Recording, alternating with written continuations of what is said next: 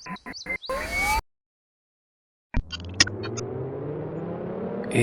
artificial intelligence, machines will take over the world. There is no use left of human.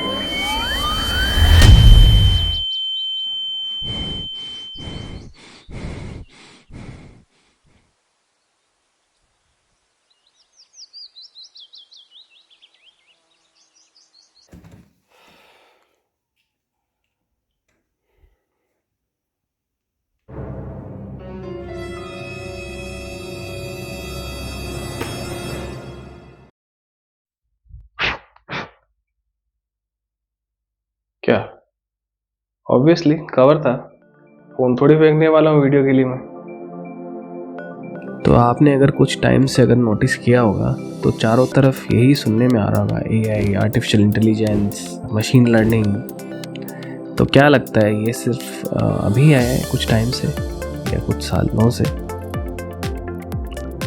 नहीं, हम चाहते और ना चाहते हुए भी बहुत सालों से इसे यूज़ कर रहे हैं इनडायरेक्टली।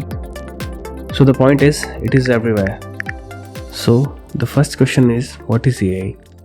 एज नेम सजेस्ट, कृत्रिम बुद्धिमत्ता हिंदी में बोले तो।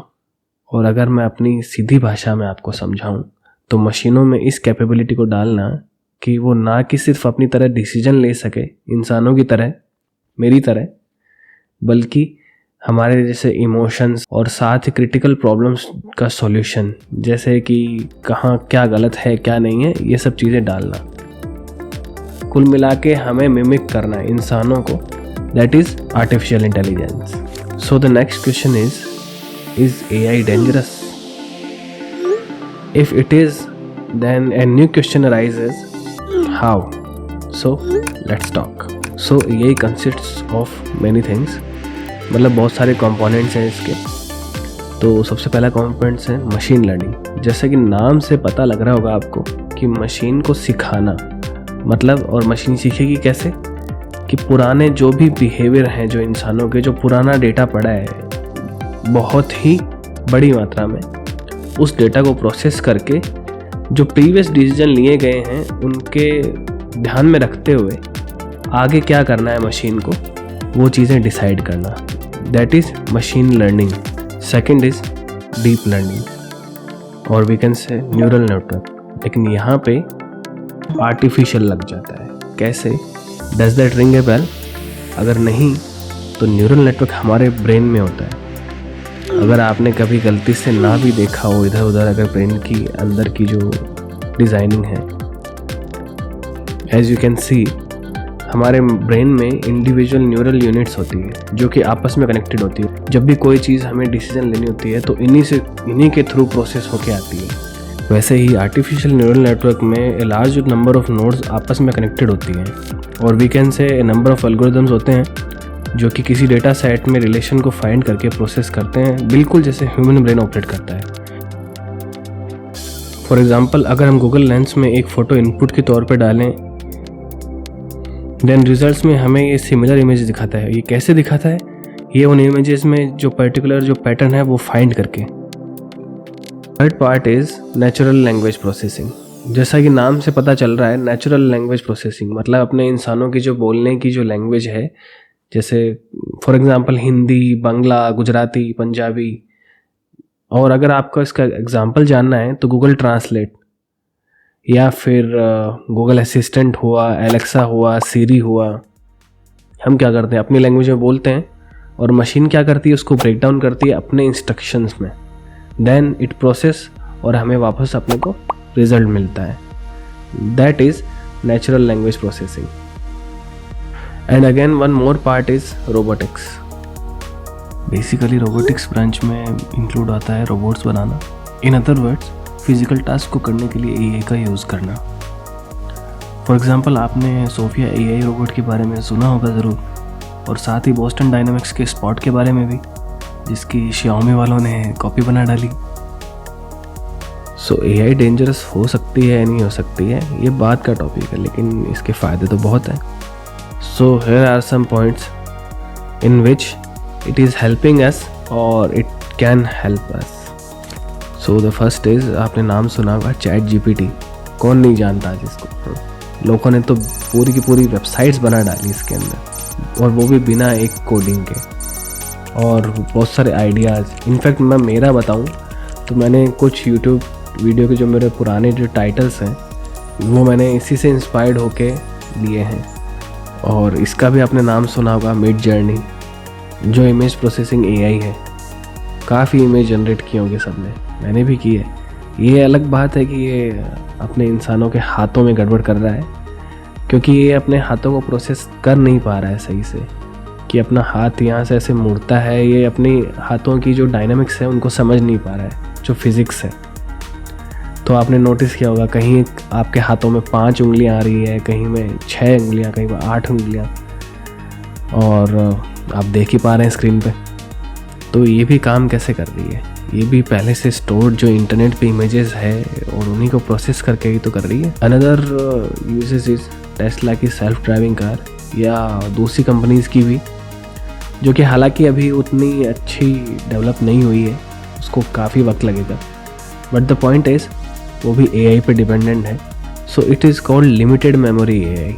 एक और चीज़ आपने सुना होगा, न्यूरालिंक का नाम सुना होगा। ये अपने इलोन भैया नहीं है, इलोन मस्क, इन्हीं की कंपनी है।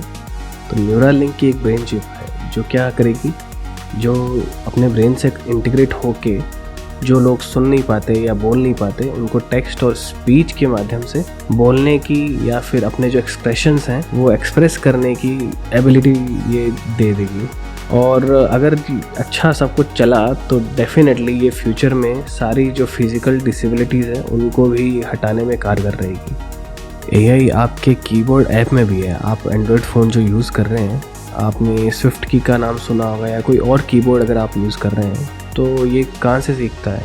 अगर आपने कुछ टाइप किया है तो जैसे ही आप एक कैरेक्टर टाइप करेंगे, नेक्स्ट टाइम ये प्रेडिक्ट करेगा कि आपको अगला वर्ड कौन सा टाइप करना है, और ये किस बेसिस पे, जो आपने प्रीवियस जिस तरह से पैटर्न में टाइप किया उससे। ये भी एक एग्जांपल है लिमिटेड मेमोरी एआई का। ये इतना एडवांस नहीं है, लेकिन यहाँ पे एआई का यूज़ हो रहा है। सर्च इंजन्स, गूगल, कौन नहीं जानता गूगल को आज? गूगल हम जैसा भी सर्च करते हैं वैसा हमें रिजल्ट देता है। लेकिन आपने कभी नोटिस किया है कि गूगल कभी हमें एग्जैक्ट सॉल्यूशन नहीं देता? जैसा आपने चैट जीपीटी अगर यूज़ किया होगा, क्यों? क्या गूगल ये कर नहीं सकता? नहीं, गूगल ये कर सकता है, लेकिन गूगल ये करना नहीं चाहता। अगर गूगल ये करेगा तो ये किसी दूसरे नए प्लेटफॉर्म पे करेगा। जैसे आपने बार्ड एआई का नाम सुना होगा, गूगल ने ही बनाई है, जो धीरे धीरे इवॉल्व हो रही है। It is good, I must tell you. तो कहने का मतलब ये है कि जब भी हम कुछ सर्च करते हैं तो गूगल हमें क्या करता है? रिजल्ट देता है। लिमिटेड जो सेम कीवर्ड्स होते हैं जो मैच कर रहे होते हैं हमारी क्वेरी से, उस तरह उन वेबसाइट्स पे हमको रिडायरेक्ट करता है, क्योंकि गूगल एक ऐड कंपनी है, तो ऐड दिखाना तो इसका काम है। Also another example is text to speech, और या फिर हम कह सकते हैं कि अदर लैंग्वेज में ट्रांसलेट करना। ये एग्जांपल आपको, अगर आपने वीडियो पूरी देखी तो आपको याद होगा, ये एग्जांपल है जनरल लैंग्वेज प्रोसेसिंग का। और आपने अगर गेम खेले होंगे तो बहुत सालों से गेम खेल रहे होंगे आप, मेरी तरह, तो आपने एनपीसीज को देखा होगा कि उनकी एआई कैसे प्रोग्राम की जाती है। कुछ डम एनपीसीज की तरह नहीं, लेकिन देयर इज़ फिजिक्स एक्चुअली, कि हमारे एक्शन से एनपीसीज किस तरह से रिएक्ट करने वाले हैं। Another point is speed, learning and accuracy. तो एआई एक बार अगर जो पैटर्न सीख ले उसमें वो एक गलती नहीं करता, और चाहो जितनी बार ये रिपीट कर सकता है बिना थके हारे, अपने इंसानों की तरह नहीं। अगर मुझे ये बोले कि अगर मुझे ये वीडियो दोबारा शूट करना है तो भाई रिकॉर्ड नहीं हुआ, नहीं हुआ, अरे बिल्कुल ऐसे ही। तो ये सेम काम को मल्टीपल टाइम रिपीट कर सकता है। और स्पीड में तो हम इस पे कम्पीट भी नहीं कर सकते, और वो भी कंप्लीट एक्यूरेसी के साथ में। तो भैया ये तो सारे थे फ़ायदे, और ये क्या और भी बहुत सारे हो सकते हैं। फिर क्या है कि ऐड करता जाऊंगा तो वीडियो लंबी होती जाएगी और फिर आप लोग देखोगे नहीं, ये मुझे पूरा पता है। तो अब बात करते हैं कि ये कैसे डेंजरस हो सकती है। हालांकि अब मैं जो कुछ पॉइंट्स बताऊंगा वो हमारे फ़ायदे भी हैं, लेकिन वो नुकसान भी करेंगे। आज नहीं तो लेकिन आगे करेंगे डेफिनेटली। एक तो ये इमेज जनरेशन का आपने नाम सुना होगा। अभी कुछ देर पहले मैंने बताया Midjourney, Blue Willow AI, Leonardo ai, बहुत सारे प्लेटफॉर्म्स हैं जिन पे आप कुछ लिखो और बदले में आपको वो इमेज जनरेट करके देगा। कूल लग रहा है, लेकिन है ना, बहुत आसान हो गया है। लेकिन आपने सोचा होगा कि कॉपीराइट वगैरह का क्या, जिन लोगों ने वो बनाई है वो करता क्या है, ये इमेज जनरेट कहाँ से करता है? जो इंटरनेट पे ऑलरेडी बहुत सारा जो बिग डेटाबेस है वहीं से तो करता है ना। लेकिन उसमें बहुत सारे आर्टिस्ट की मेहनत भी तो लगी है। ये क्या करता है, कुछ सेकंड्स में उन पैटर्न को आइडेंटिफाई करके इमेज जनरेट कर देता है। सो एक तरीके से ये आपका टाइम और एफर्ट बचा रहा है, लेकिन साथ ही साथ ये किसी का टाइम, एफर्ट और विजन वो भी तो लेके जा रहा है। और ये डीप फेक्स का नाम सुना होगा आपने। आप बोल रहे हैं आपने किसी सेलिब्रिटी को लिया और आपने सेम वही लिप सिंक मुझसे करवा दी। एक लिमिट तक फन और एंटरटेनमेंट के लिए तो ठीक है, लेकिन अगर इसका फ्यूचर में मिसयूज हुआ तो आप प्रेडिक्ट कर सकते हैं कि कितने डेंजरस आउटकम आएंगे। Another drawback is students using AI। अब आप बोलेंगे ये तो अच्छी बात है, नुकसान क्या है इसमें? आपने बहुत सारे अगर न्यूज़ में देखा होगा तो स्टूडेंट्स बड़े बड़े जो प्रोजेक्ट्स हैं यूनिवर्सिटी के या बहुत सारे असाइनमेंट्स हैं सब AI के यूज़ से कंप्लीट कर रहे हैं। एफर्ट क्या लगा? 0। अरे पढ़ाई कर लो थोड़ा। Another thing is the learning pattern. ये क्या करता है, अपने पुराने जो ह्यूमन डेटा से ही लर्न कर रहा है। AI को सीखने के लिए डेटा कहाँ से मिल रहा है? इंसानों का डेटा मिल रहा है। और अगर मैं गलत नहीं हूँ तो आपको पता है कि ऑनलाइन जो डेटा है दैट इज़ नॉट आइडियल। लोग क्या ट्वीट करते हैं, लोग क्या मैसेज करते हैं या क्या पोस्ट करते हैं, that is not ideal. So if it learns from them then it will gives results also like them. ये तो बात होगी कुछ मिस यूजेस की। कुछ प्रीवियस में जो AI के जो फेलियर्स हैं अब उनकी बात करते हैं। तो भैया पहले फेलियर की बात करें तो 2011 में IBM ने बनाया वॉटसन। और IBM का नाम सबने सुना होगा। ये बनाया इसलिए गया था कि जो कैंसर पेशेंट्स हैं उनके ट्रायल्स के लिए फार्मास्यूटिकल कंपनीज को इनसाइट प्रोवाइड कर सके। दूसरे शब्दों में फार्मास्यूटिकल्स कंपनीज को ऐसा डेटा प्रोवाइड कर सके ताकि वो अकॉर्डिंग इफेक्टिव ड्रग बना सके उन पेशेंट्स के लिए, बट इट फेल्ड इवेंचुअली। तो भैया दूसरा था 2016 में माइक्रोसॉफ्ट ने कचरा कर दिया अपने इमेज का। उन्होंने बनाया TAY। ये AI चैटबॉट था। उन्होंने क्या किया कि इतने मेहनत से इसको बनाया और इसको ट्रेन करने के लिए उन्होंने ट्विटर पे इसको ऑनलाइन छोड़ दिया 24 घंटे के लिए। भैया 24 घंटे में अपन इंसानों ने इसकी हालत ख़राब कर दी और ये ऐसे ऐसे ट्वीट करने लग गया, तो इसको लास्ट में बंद करना पड़ा। तो भैया अगला है अमेज़ॉन का, फिर से एक बड़ी कंपनी। इसने क्या बनाया, एक सेक्सिस्ट रिक्रूटमेंट सिस्टम बनाया। सेक्सिस्ट बोलूँगा मैं, क्यों, डिटेल में बताता हूँ। इन्होंने क्या किया कि 2014 में इंजीनियर हायर किए और 2018 तक 4 साल तक इनका ये प्रोजेक्ट चला। इन्होंने क्या किया कि जो रिक्रूटमेंट्स हैं, जो हायरिंग करते हैं, इनको ऑटोमेट करने का सोचा।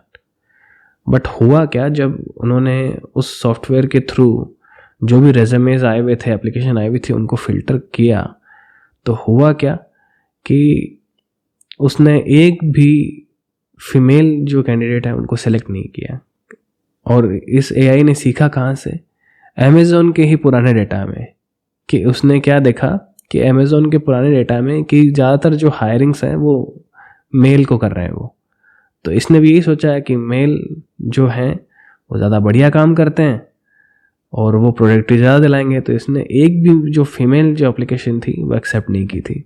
तो इसको भी बहुत बैकलैश मिला और बंद करना पड़ा। एक और भैया फिर से फेलियर आया है अमेज़ॉन की तरफ से ही। इस बार क्या है, ये रेसिस्ट होने वाला है। रेसिस्ट कैसे? अमेज़ॉन ने क्या किया कि एक फेस रिकॉग्निशन सिस्टम बनाया। तो ये फेस रिकॉग्निशन करता क्या था, ये फेस का एक्सप्रेशन देख के बता देता था कि कौन क्रिमिनल है या कौन ऑफेंडर है या नहीं। तो जब इसको कुछ फ़ोटोज़ दिखाई गई या कुछ फ़ोटोज़ इसके थ्रू प्रोसेस की गई मेंबर्स ऑफ कांग्रेस की, तो इसने क्या किया कि जो बंदे जो कलर्ड हैं, जो गोरे नहीं हैं, आप समझ गए मैं क्या कहना चाह रहा हूँ, फेयर कलर जो नहीं है, उन्हीं को इसने ऑफेंडर की तरह उठाया। अब भैया अब इसके डेटा में इनकरेक्ट था या पुराना जो इसका पैटर्न था वो सही नहीं था या फिर इसका ट्रेनिंग डेटा वो इनकरेक्ट होगा, बट ये निकला रेसिस्ट। तो इसको भी बंद करना पड़ा। सो ये तो वो थे जो हो चुके या जो चल रहे हैं। फ्यूचर की बात करते हैं। So as you know, AI is powerful. So every country will try to make it better. For them, obviously, and get ahead of another countries. हो सकता है वो फिर तो ये भी कोशिश करेंगे कि दूसरे का हैक कैसे करें और उनको डेवलप करने से कैसे रोकें। सपोज़ अगर सभी कंट्रीज़ ने AI डेवलप कर ली तो जो मिसाइल लॉन्चिंग वगैरह जो सिस्टम है, जो अपने डिफेंस सिस्टम है, वो भी AI से ही चलेगा। अगर सपोज़ दूसरे कंट्री के सिटीजन्स हुए या जो बड़े पद के जो लोग हैं, उनका जो ट्वीट्स है या उनके जो ऑनलाइन पोस्ट है या जो न्यूज़पेपर में जो छप रहा हो, उनको एनालिसिस करके अगर उनको एक थ्रेट की तरह माने और मिसाइल लॉन्च कर दे दूसरे कंट्री पे, it can start a war. One thing to note is AI is not a one video topic. I may have missed a ton of points, तो उन चीज़ों का ध्यान रखिएगा, मैं सब कुछ कवर नहीं कर पाऊँगा इसमें। So keep researching. So evolution के बेसिस पे AI को 3 पार्ट में बांट सकते हैं।